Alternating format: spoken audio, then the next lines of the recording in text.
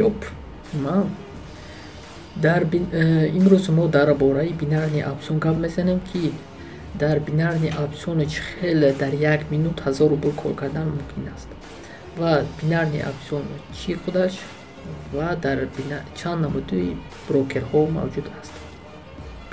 Бинарни опсион ин брокерҳо мебошанд, ки барои мо дар инҷо валютаҳо қимат ёки арзон мешаванд, мо дар инҷо кор кардан ёки қиматшавишта ёки арзоншавишта кор кардан. Чанд намуд брокерҳо мавҷуд аст. Якум Pocket Option ҳаст, Intradebar ҳаст ва сеюм IQOp ва дигар намуд брокерҳо ҳастанд, лекин ин се намуд брокери надёжни мебошанд, ки инро ман худам санҷидам. Метавонед боварӣ кунед дар ин брокер ва дар бинарни опсион чӣ хел пул кор кардан. Шумо дар экрани худ дида истодед, ки график ҳаст.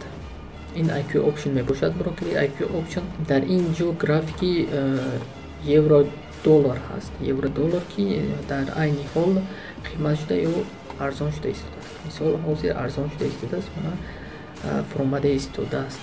Ва мо дар ин ҷо чӣ хел кор мекунем?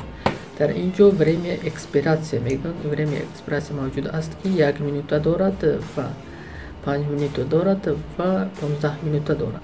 Дар 1 минута шумо агар ки сделкаро кушоида, агар шумо дар мобайни 1 минут бояд ҳамин графикро пешгӯӣ кунед, ки ҳамин ё боло мефурояд ё ки поён мефурояд. Ҳозир ва агар ин кнопкаи алафи ранг ҳаст, ки он агар инро зер кунед, агар шумо пешгӯӣ кардед, ки ин валюта қимат мешавад дар мобайни 1 минут. Ва агар ки сурхро зер карда бошед, агар ин шумо пешгӯӣ кардед, ки ин валюта арзон мешавад дар мобайни 1 минут. Ва дар ин 1 минут шумо метавонед 87% пули ставкаи мондагиатонро зиёдтар кунед. Мисол $1 монед, агар 87 сент мебуред. Ва дар ин ҷо ҳаст валютаҳо бисёранд. Валюта евро USD, евро GBP, австралийский доллар, канадский доллар ва дигарҳо ҳастанд. Ва дар ин ҷо боз ду намуд ҳаст. Дигитал ҳаст, бинария ҳаст. Ин асосан фарқ надоранд, лекин процентҳо фарқ мекунанд. Асосан дигитали бисёртар процентҳо. Яъне боз форекс ҳаст. Дар ин ҷо шумо метавонед сделкаро кушоед ва дар ин ҷо минут нею бо пункту кор карда мешавад. Яъне ки чанд 1, 2, 3 пункт агар қимат шуд, шумо аз ҳамин ҳисоб пул кор мекунед. Аксияҳо ҳастанд. Мисол аксияи Tesla ҳаст. Бисёр аксияҳо ҳастанд. Шумо метавонед сделкаро кушоед ва он қимат шуд, шумо пул кор мекунед. Инҷа боз криптовалюта ҳаст. Ин ҳама монанди ҳамон форекс. Золото, нефт, серебро ҳама ҳаст. Фондовой ринки ҳаст. GPP 500 FSC ҳаст. асосан дар бинарни опсион бисёр кор кардан мумкин аст ва асосан дар ин тезтар пул кор карда мешавад. Дар ин ҳол камтар вақт лозим аст, ки бисёртар пул кор кунед. ин минутакиян, инҳо аз пункт кор карда мешавад. Мисол $1, мисол $1 бошад, $2 шуд, шумо метавонед 2 баробар пули худро зиёд кунед. Ва чӣ хел анализ карда мешавад ин графикро?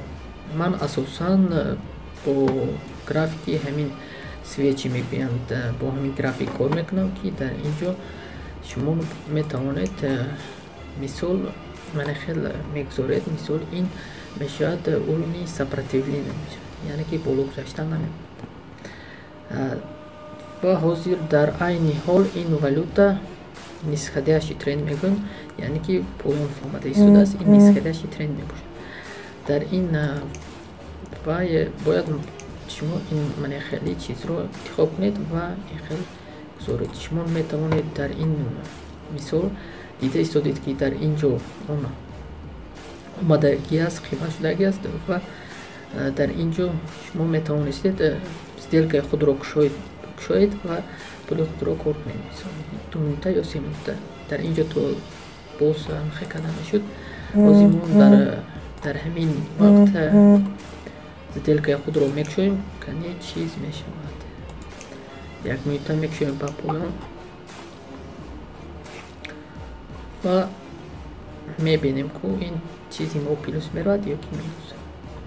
اساسا در این اورین بود شما میتوانستید شد و انتظار میشیم که چی روح میدهد.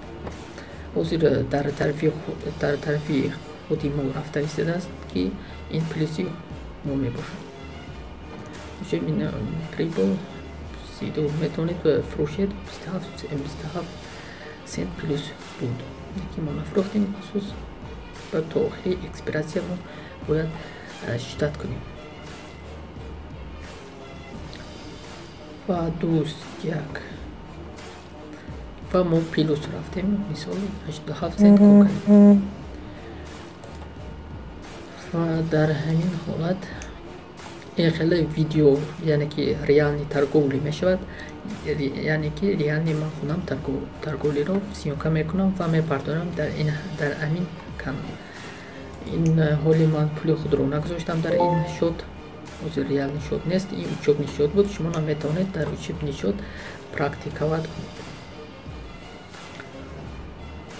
باز چیز گفتم اساسا با уровни поддержки уровни сопротивления кор мекунем. ҳозир ин уровни чӣ буд? Нисходящий тренд буд. Уровни сопротивления, уровни поддержка чӣ хел мешавад? Уровни сопротивления, поддержка мешавад горизонтальный линия мегирем. Дар ҳамин ҷо мегирем. Ин уровни поддержка мешавад و уровни сопротивления мешавад аз боло. уровни сопротивления чотка. мисол ман инҷа дар омад мо мефурӯшем, дар инҷо омад мо мехарем, яъне ки алафиранг ро зер мекунем, дар инҷо биёд кнопкаи сурхро зер мекунем ки мо плюс мекунем. дар инҷо камтар ложни пробой шудаги аст. пробой яъне ки мо линияро яъне ки мегузорад, линия мегузорад. боз фуромада боз мана инҷа дар инҷо откат додаги аст, яъне ки бо фурумдаги аст. горизонтальный уровень нисходящий тренд, восходящий тренд ман инҷа да ҳаст. восходящий тренд ё мани восходящий тренд номида мешавад. метавонед дар инҷо ҳам пулкор кардан мумкин аст. мисол инҷа восходящий тренд мекушоем. ман ин восходящий тренд мебошад ки шумо метавонед дар инҷо шумо метавонед дар ҳамин точкаҳо сделкаи худро кушоед ва плюс равед. мисол дар инҷо мекушодем 1 минута ё 2 минута ва плюс мерафтем. дар инҷо ҳам 1 минута ё 2 минута плюс мекушодем сделкаи худро ва плюс мерафтем. дар инҷо дар восходящий тренд аз поён ба боло кушодан дар кор сделкаи худро. дар нисходящий тренд бошад агар аз боло ба поён кушодан дар кор сделкаи худро. мисол дар инҷо метавонед аз инҷо кушоед сделкаи худро, дар инҷо бокушоед сделкаи худро ва дар инҷо ва дар инҷо мекушодед сделкаи худро ва плюс мерафтед ва ҳамин хел кор кардан мумкин аст. дар горизонтальный уровень ози нишон додам. дар горизонтальный уровень чӣ хел мешавад? яъне ки мо яъне уровни сопротивления мебошад ки уровни поддержка. аз уровни сопротивления мо мекушоем аз боло ба поён, яъне ки кнопкаи сурхро. аз уровни поддержка мекушоем аз поён ба боло, яъне ки кнопкаи алафи рангро мекушоем. ва дар ин ҳолат мо метавонем якчандта сделкаро кушоем ва пул бурд кунем. ва ҳамин хел буд чӣ хел пул кор кардан дар бинарни аксон. дар оянда ин хел видео яъне ки ман худам сделкаи худро мекушоем ва нишон медиҳам ки чӣ хел кор кардан мумкин аст.